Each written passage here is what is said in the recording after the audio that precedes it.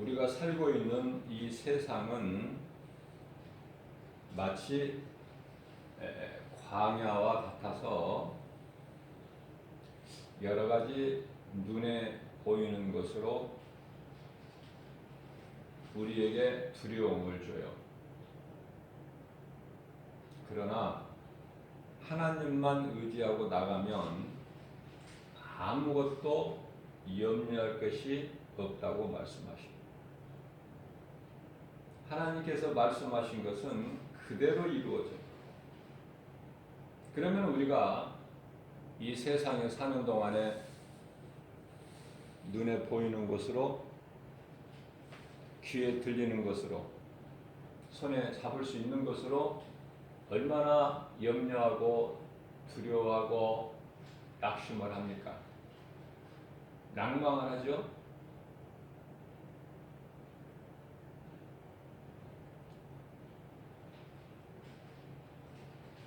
그러한 자들에게 두려워하지 말라. 내 마음속에 염려, 근심, 걱정, 두려운 마음을 이긴다는 것은 큰 믿음이에요. 내가 하나님을 의지하고 있고 우리를 구원하신 예수님이 성령으로 내 속에 들어와 있다는 그 확신이 있기 때문에 기뻐하고 감사할 수가 있는 것이고 하나님을 찬송하는 삶을 살게 되는 것이기 때문에 그렇습니다. 하나님의 말씀에는 능력이 있어서요. 창조하신 능력이죠. 그리고 창조하신 하나님께서 운행하시고 주관하신다. 그렇기 때문에 하나님 말씀보다 더 큰 것이 없으며 앞서는 것이 없다. 하나님의 말씀을 믿는 자들에게는 디모데후서 2장 7절 말씀을 통해서 하나님의 말씀에는 아무것도 매이는 것이 없다 말씀하고 계세요. 하나님의 말씀에는 아무것도 매이는 것이 없어요. 매이는 것이. 하나님의 말씀을 가두어 놓거나 묶을 수가 없다. 그 말씀을 마음에 새겨야 돼요. 디모데후서 2장 7절이 아니고 9절 말씀이죠. 9절 말씀. 하나님의 말씀은 매이지 아니하니라. 왜냐하면은 복음으로 말미암아 내가 죄인과 같이 매이는 데까지 고난을 받으셨으니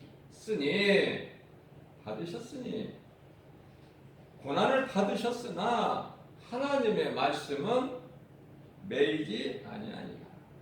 예수 그리스도를 구주로 믿는 모든 믿는 자들은 매이는 것이 없어요. 하나님 말씀의 능력으로. 하나님께서 예수 그리스도로 오셔서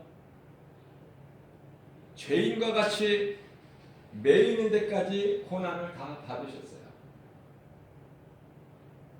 우리를 자유케 하시려고.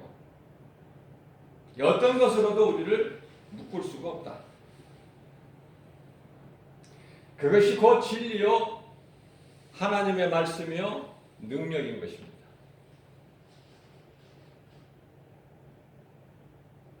이사야서 43장 1절 2절 말씀을 보게 되면은 내가 너를 창조하였고 내가 너를 구속하였고 내가 너를 지명하여 불렀나니 너는 내 것이라. 내가 강을 건널 때라도 물이 너를 침몰하지 못할 것이며 네가 불 가운데 지날지라도 불이 너를 사르지 못하리라. 그 믿음을 가지고 살라는 거예요. 하나님의 말씀을 믿음으로 나가라는 거예요. 하나님은 우리의 아버지가 되시고 우리는 거룩하신 하나님 아버지의 존귀한 자녀다. 이 사실을 잊지 말아야 되죠. 그렇다면 이 말씀과 관련하여 잠언서 23장 22절 말씀을 보게 되면은 너를 낳은 아비에게 청종하고 내 늙은 어미를 경히 여기지 말라고 말씀하셔요.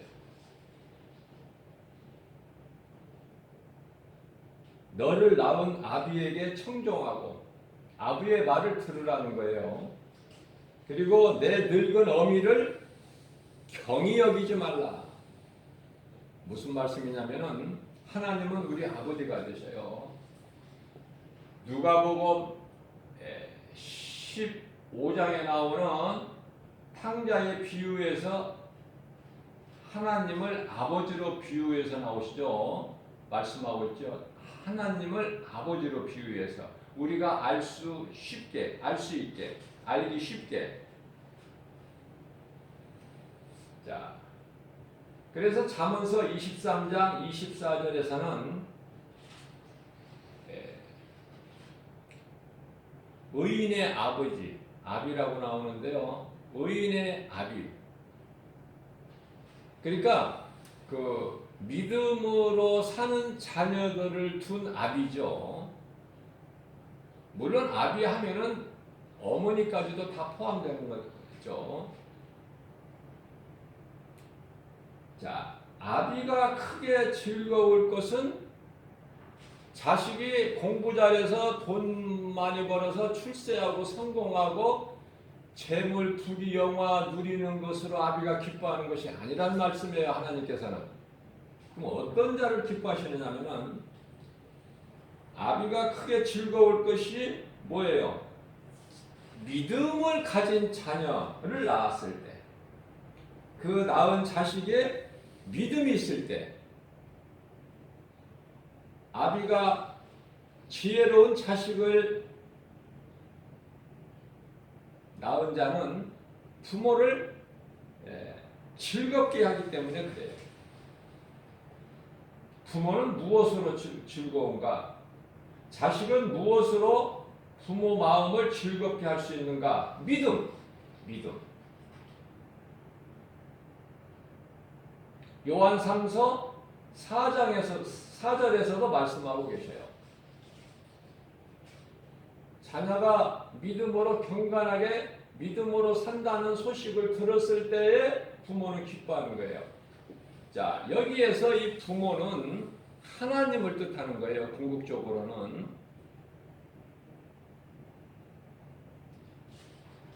그러면서 이어서 25절 말씀에서는 내 부모를 즐겁게 하며 너를 낳은 어미를 기쁘게 하라. 그래야 복을 받는 거예요.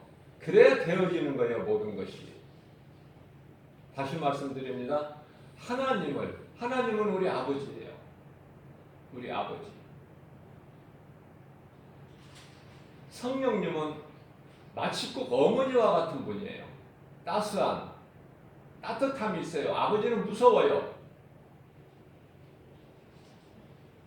그러면은 우리 예수님은 성령을 통해서 아버지 되신 하나님을 기쁘시게 하잖아요. 죽기까지 순종하잖아요. 아버지 말씀에. 마치 이삭이 늙은 아비 아브라함이 자기를 묶어서 제단 위에 올려놓아 태워 하나님께 번제 제물로 드리려는 그 아버지에 순종했다는 거 아닙니까? 이삭이 보통 믿음입니까? 자기를 잡아서 제물로 잡아서 하나님께 번제물로 번제 제사를 드리려는 아버지 뜻에 순종했다. 이삭이. 그래서 어때요? 한 해 농사하여 100배의 열매를 맺어요. 그게 이삭입니다. 장수하죠. 이삭은 180세까지. 180세까지. 그건 하나님의 약속이에요.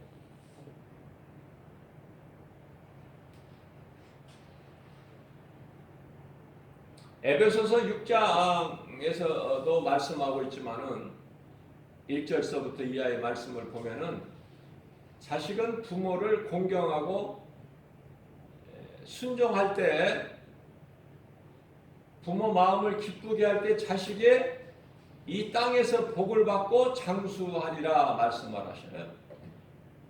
그 잠언서 23장 25절 말씀을 보면은 내 부모를 즐겁게 하며 너를 낳은 어미를 기쁘게 하라.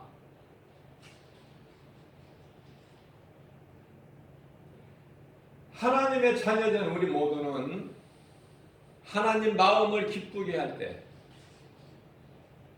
에베소서 4장 30절 말씀을 보게 되면은 내 속에 계신 성령을 근심하게 하지 말라는 말씀이 있어요. 근심하게 하지 말라, 성령을. 이는 성령은 우리가 이 구원에 완성되는 구원의 날까지 내가 우리가 하나님의 자녀인 것을 인치심을 받았느니라. 이 성령이 얼마나 중요합니까? 성령이 아니 계시면 내가 하나님의 자녀여 구원받은 하나님의 자녀인 것을 누가 증언할 사람이 없어요. 증언하실 분이 없어요. 오직 성령.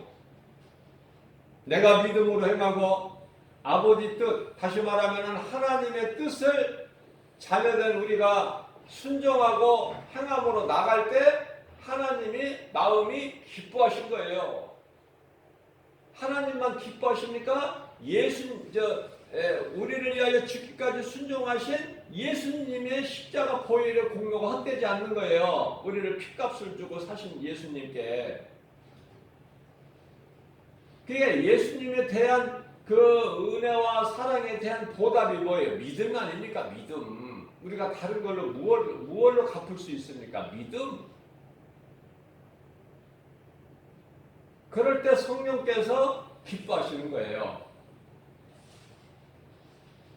성령을 기쁘시게 하는 사람이 있는가 하면 성령을 근심하게 하는 자가 있기 때문에 너희는 성령을 근심하게 하지 말라는 말씀이 있는 거예요.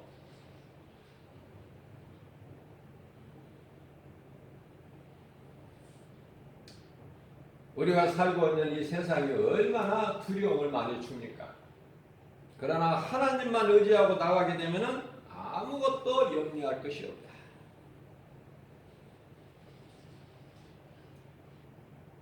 다시 말씀드립니다. 이사야서 41장 10절에 이 말씀 구절이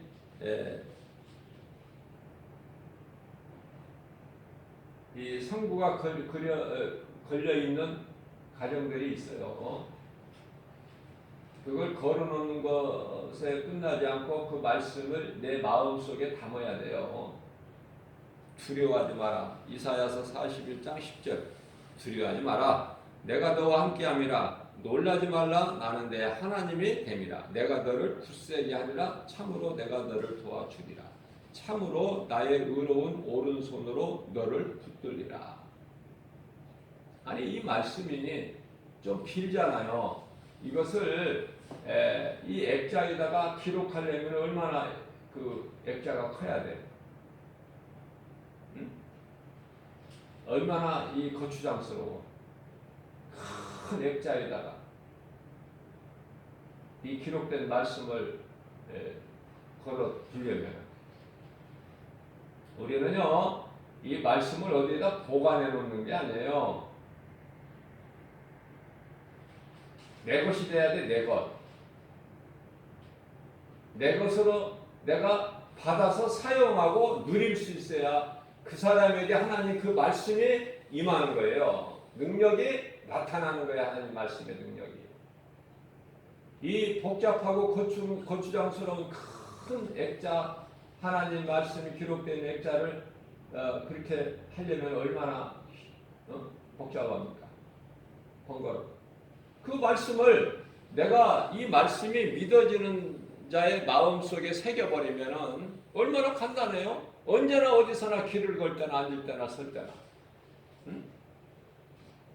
두려워하지 마라. 내가 너와 함께합니다. 놀라지 마라. 나는 내 하나님이 됨이니라. 내가 너를 굳세게 하리라.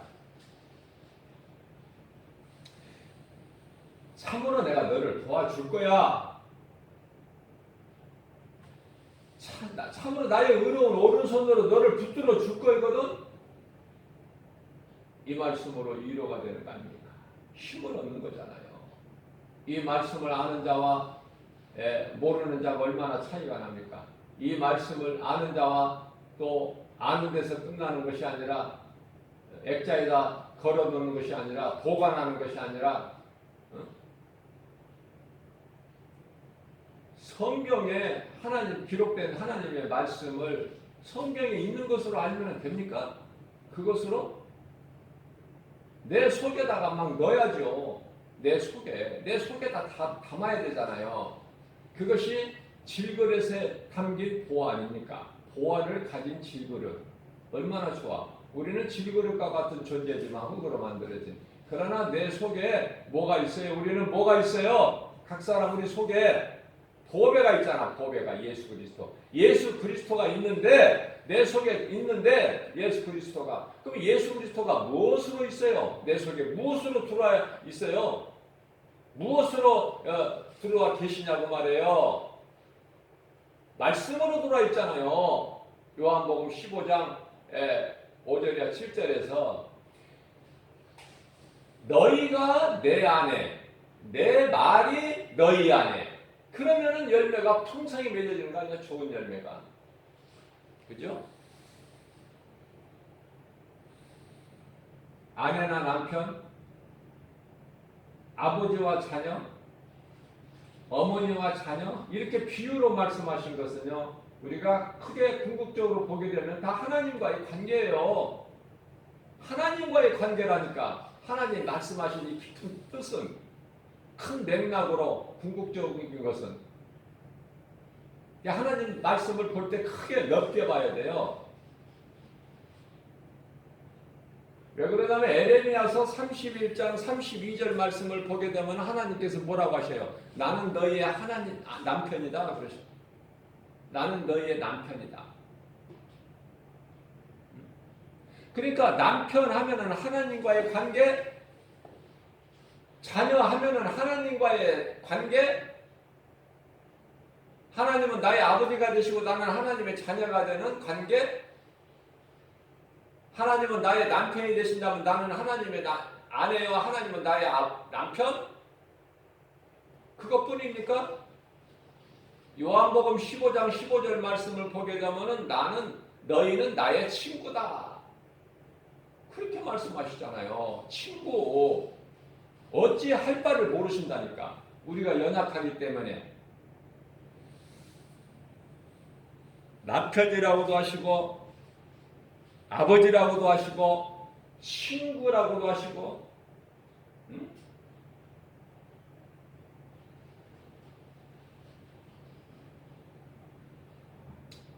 고린도전서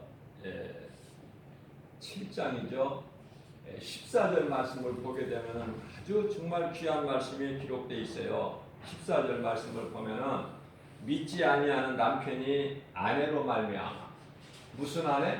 믿지 않는 남편이 믿는 아내로 말미암아 거룩하게 된다는 거 아닙니까? 이런 은혜가 어디 있어요? 그러니까 내가 믿음이 없어도 믿는 남편에게 붙어만 있으면 그 영향이 있다는 거 아닙니까? 거룩하게 된다는 거예요. 결국은 잘 된다는 거 아니에요? 믿지 아니하는 남편이 아내로 말미암아 거룩하게 되고 뿐만 아니라 믿지 아니하는 아내가 남편으로 말미암아 거룩하게 되나. 이게 하나님의 말씀이고 하나님의 방법이고 하나님의 뜻이에요.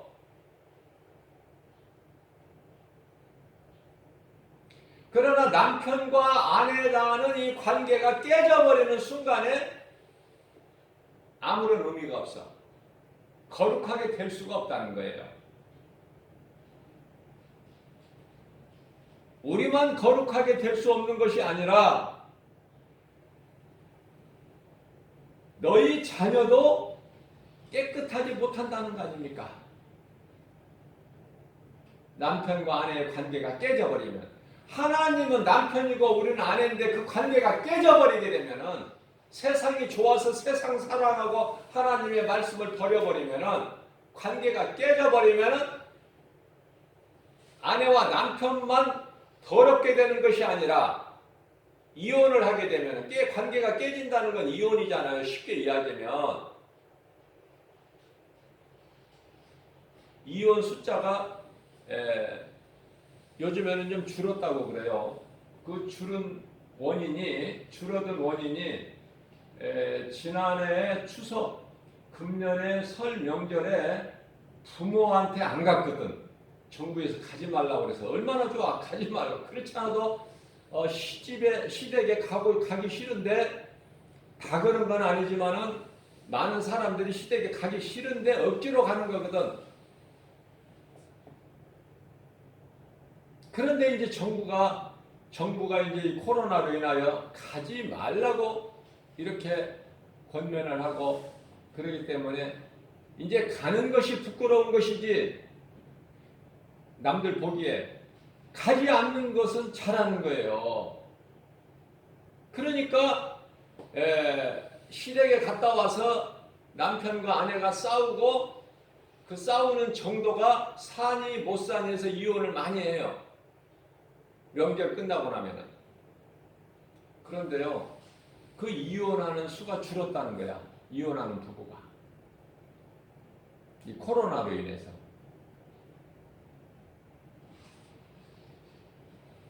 우리는 코로나로 인해서 이혼하는 부부의 수가 줄어들어서는 안 되고, 하나님 말씀으로 이혼하는 숫자가 줄어야 된다.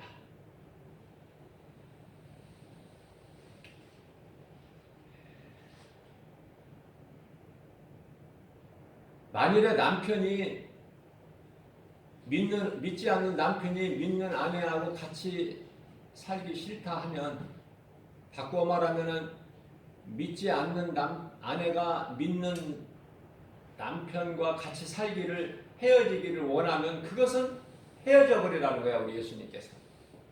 그때는. 그러나 믿음은 없지만은 헤어지기를 원치 않고 같이 살기를 원하는 자는 버리지 말라는 거야. 남편도 아내도 버리지 말라는 거예요. 왜냐하면은 결국은 잘 되니까. 한 사람으로 인해서, 믿는 자 남편 한 사람으로 인해서, 믿는 자 아내 한 사람으로 인해서 부부만 잘 되는 것이 아니라 그 자녀들까지 다 거룩하게 깨끗하게 된다는 거 아닙니까, 하나님께서. 한 사람이 중요해요. 나 한 사람. 바울 한 사람으로 인하여 한 배에 타고 있던 276명이 한 사람도 안 죽고 다 살잖아요. 내가 누구와 가까이 하느냐, 내가 누구와 함께 하느냐, 이게 중요해요. 믿는 자냐, 불신자냐. 믿음이 없는 자, 거짓된 자, 가증한 자에게는 돌아서 버려라. 디모데후서 3장 5절에 경건의 모양은 가졌으나 경건의 능력을 부인하는 자들이니 그들이 돌아서 버리라는 거야.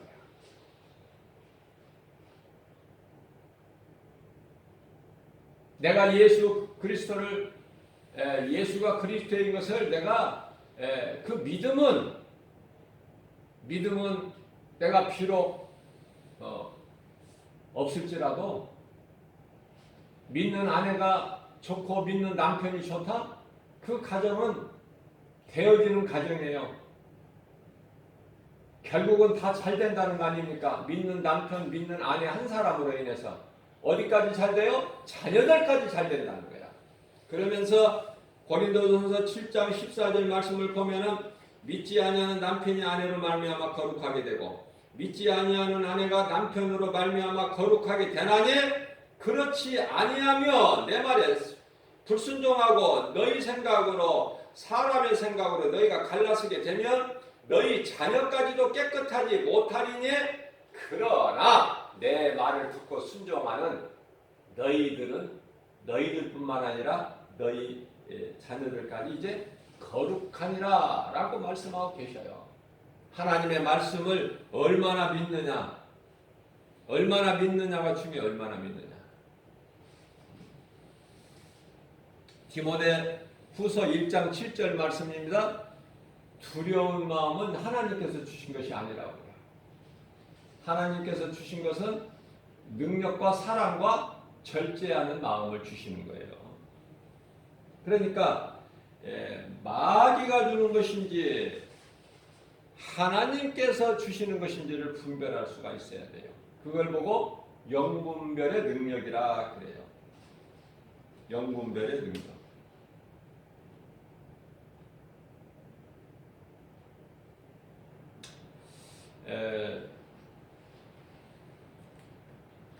하나님만을 의지하는 믿음으로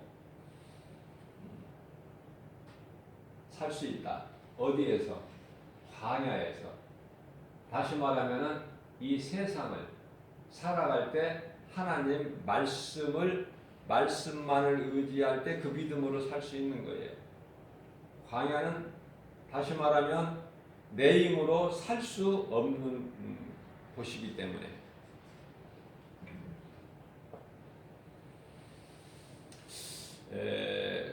광야에 대해서 바르게 아는 것이 참 중요한데요. 율법에 구원이 없음 같이 광야는 우리에게 그냥 없었으면 좋겠다 그렇게 생각할 수 있겠지만은 광야가 필요한 것은 광야에서 내 더러운 탐심과 정욕, 내 모든 자아를 버릴 수 있는 곳이 광야예요. 인간의 이 본능을 벗어버리는 것이 광야다. 하나님 말씀으로. 우리가 자연인으로 인간의 본능으로 살게 되면 영원한 멸망이라고 그랬죠. 말씀으로 내가 새롭게 거듭나야 돼요. 아담의 죄로 죽고 그리스도로 다시 살아야 돼요.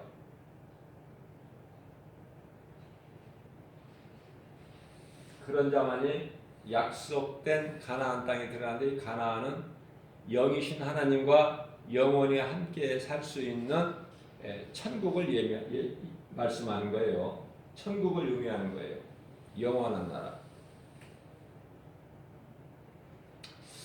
이 광야를 통해서 하나님을 찾고 의지하게 되기 때문에 광야는 참으로 좋은 곳이다. 하나님만 의지하게 되면은 아무 걱정이 없는. 이 세상은요 마귀가 임금 노릇을 하고 있어요. 그러나 우리가 알아야 될 것은 세상의 임금은 마귀구나. 이것만 알면 안 되고 우리는 더 나아가서 그 세상에 임금 노릇을 하고 있는 불법으로 임금 노릇을 하고 있는 예수님 다시 오시는 날까지 불법으로 임금 노릇을 하고 있는 이 마귀를 위해서 주관하시는 분은 하나님이시다. 이걸 알아버려야 마귀가 두렵지가 않은 거예요.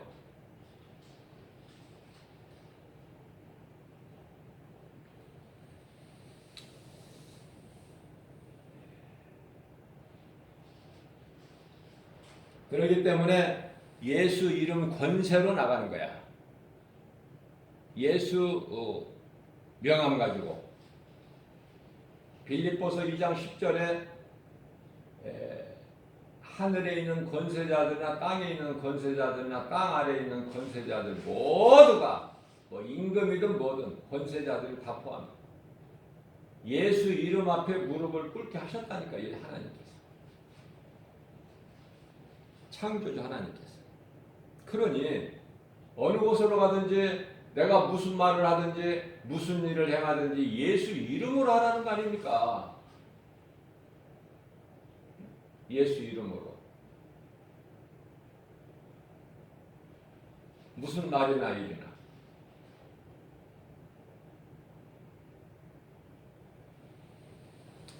그러면은 모든 것이 다 예수 이름 권세 앞에 무릎을 꿇기 때문에.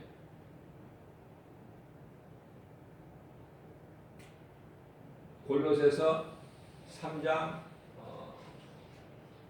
16절 말씀인가요? 무슨 말이나 일이나 예수 이름으로 해야 돼. 예수 이름 권세로. 그래야 모두가 다 그 말씀의 능력 앞에 예수 이름 권세 앞에 무릎을 꿇는 거예요. 골로새서 3장 17절 말씀. 무엇을 하든지 무슨 말이나 일이나 다 주 예수 이름으로 하고 모든 일에 하나님께 감사만 하면 되는 거야. 우리는 예수 이름으로 승리하고 하나님께 감사하는 거야.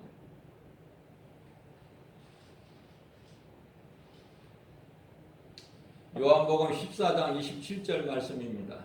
평안을 너희에게 주노니 곧 나의 평안을 너희에게 주노니. 내가 너희에게 주는 것은 세상이 주는 그런 평안과 같지 아니하노라. 너희는 마음에 근심하지도 말고 두려워하지도 마라.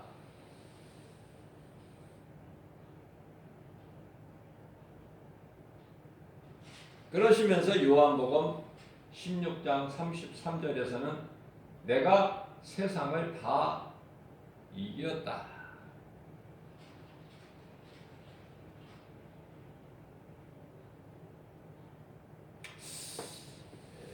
하나님의 은혜를 잊어버리고 원망불평한 자들은 모두 죽었는데 어디서 죽었어요? 광야에서. 그러나 능치 못하심이 없으신 하나님만을 의지하고 믿음으로 산 여호수아와 갈렙 두 사람이 약속의 땅에 들어간 것을 우리는 늘 기억을 해야 된다. 누가 약속의 땅에 들어가는가? 하나님의 말씀에 순종하는 내 삶 속에서 항상 하나님을 우리가 생각해야 돼. 하나님이 나와 함께 하신다. 나는 할 수 없으나 내게 능력 주시는 자 안에서 나는 무엇이든지 할 수 있다는 믿음. 빌립보서 4장 13절 말씀이죠. 주님이 내게 주신 능력으로 무슨 일이든지 할 수 있다. 내 힘으로 하는 것이 아니라. 골로새서 3장 5절 말씀을 그러므로 땅에 있는 지체를 죽이라. 내 힘으로 할 수 있는 것은 아무것도 없어요. 우상숭배밖에. 땅에 있는 지체를 죽이라. 마귀는 자꾸 나를 높아지라 그래. 음란과 부정과 사리사욕이죠. 악한 정욕과 탐심이니 모든 것 탐내는 것, 모든 것. 이 탐심이 모든 탐심인데요. 이 탐심은 한마디로 우상숭배니, 탐심이 우상숭배인 것을 모르고 살아가는 사람들이 얼마나 많습니까? 우상숭배가 꼭 우상 앞에 가서 엎드려 절하는 것만 우상숭배인 줄 알아. 그것이 아니라 우리 일상생활 속에서 탐하는 것, 하나님 주신 것에 대해서 자족하는 것을 배우고 감사해야 되는데 그게 믿음인데 막 탐한다고 말해요. 예? 남편이 있는 사람이 또 다른 남자를 좋아하거나 아내가 있는데 다른 여자를 또 좋아하거나 먹을 것 주셨는데 계속해서 탐내거나 하나님께서 주신 직분이 가장 소중하고 중요한데 그 직분에 충성해야 되는데 자꾸 남이 가진 직분, 남이 하나님께로 받은 성령의 은사, 어떤 능력, 각 사람에게 분량대로 하나님께서 다 주셨건만 자꾸 남의 것을 탐내는. 한마디로 말하면은 탐심이니 탐심은 우상숭배다. 이 귀신에게 속고 있는 거예요. 우상에게 절하는 것, 엎드려 절하는 것만 우상숭배인 줄 알아. 죽은 조상에게 제사 지내는 것만 우상숭배인 줄 알아.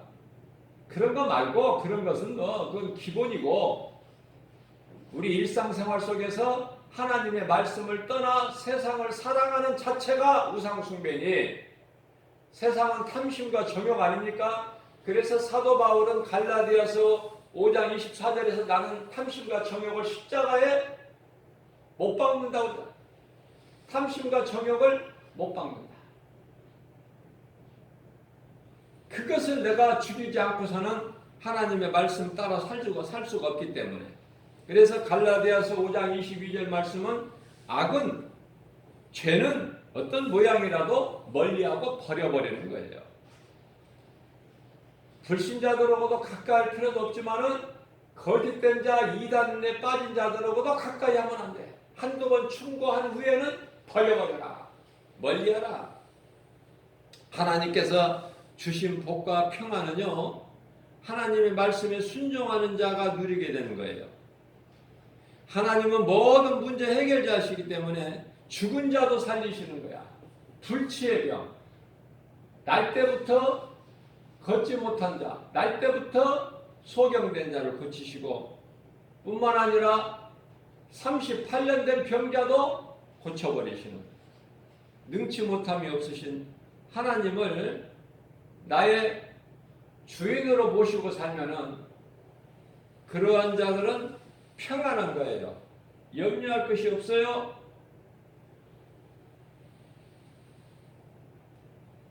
광야 같은 이 세상은 여러 가지 문제로 날마다 두려움을 준다.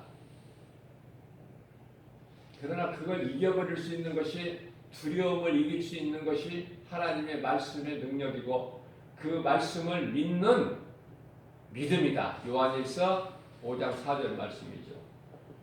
오늘 또 새벽을 깨워서 연약한 우리에게 이러한 힘이 되시고 위로가 되시는 말씀을 우리에게 주신 것은 말씀 붙잡고 눈에 보이는 우리에게 여러 가지로 환경으로 두려움을 주는 이 세상 환경을 이기고 나아가는 거예요. 로마서 12장 21절 말씀 악에게 지지 말고 악을 이기되 악을 악으로 이기지 말고 선으로 악을 이기라는 말씀이에요. 이런 말씀을 보관해 가지고는 안 돼요. 집에다가 성경을 아무리 세 권, 네 권이 아니라 10권을 갖다 장식해 놓으면 뭐 할 거야? 나와 무슨 상관이 있어요? 그 마귀가 귀신의 성경을 보고 도망갑니까? 성경을 보고 두려워합니까? 아니에요. 그 말씀을 사용하는 그 능력 앞에 도망가는 거야. 말씀이 능력 있는 말씀이 선포될 때 그 앞에 7길로 도망가는 거예요.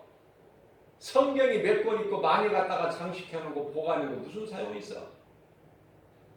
그 말씀을 선포해버려야 돼요. 내가 그 말씀을 믿어버릴 때 마귀가 놀라서 7길로 따라가는 거예요. 찬송이 아무리 쌓여있으면 뭐예요? 내가 찬송을 믿음으로 부를 때 마귀가 7길로 떠나가버려요. 미혹하러 한 길로 은근슬쩍 왔다가 가까이 왔다가 7길로 떠나가 버린다.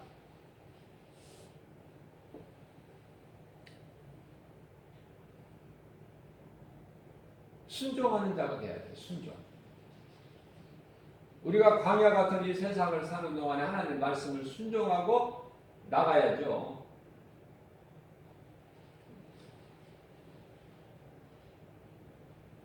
그래야 승리가 있어. 무슨 말씀이냐면은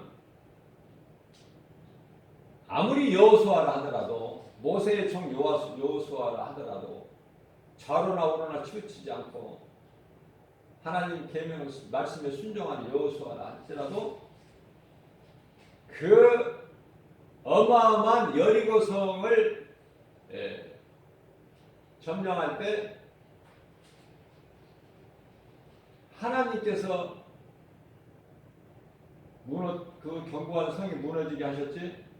그 말씀에 순종할 때 여리고성이 견고한 여리고성이 무너져 버렸죠. 하루에 한 바퀴씩 돌아라. 일곱째 날은 일곱 바퀴를 돌고, 그리고 제사장 언약궤를 제사장을 앞세워 소리를 질러라. 그냥 무너지리니, 그 말씀에 순종할 때, 하나님의 말씀을 따라 순종할 때 승리하는 거예요. 우리 앞에 가로막혀 있는 그 어떤 문제, 어떤 여리고성이라도 말씀의 능력 앞에 무너지게 된다. 그러나 내 자아를 내려놓지 못하고 깨뜨리지 못하고 내 자아의 신발을 벗지 않고 나아가게 되면은 지극히 작은, 하나님을 의지하지 않고 교만한 마음으로 나가게 되면은 지극히 작은 아이성에게도 패해버리는, 그 결과적으로 잘 우리에게 보여주고 계시잖아요. 그래서 앞서 말씀드린 대로 골로새서 3장 17절 말씀이 중요한 거예요. 무슨 말이나 일이나 우리 예수 그리스도는 하나님께 기도하고 나가는 거예요. 믿음으로 행하는 거예요. 그러면 좋은 열매를 풍성히 맺는 거예요.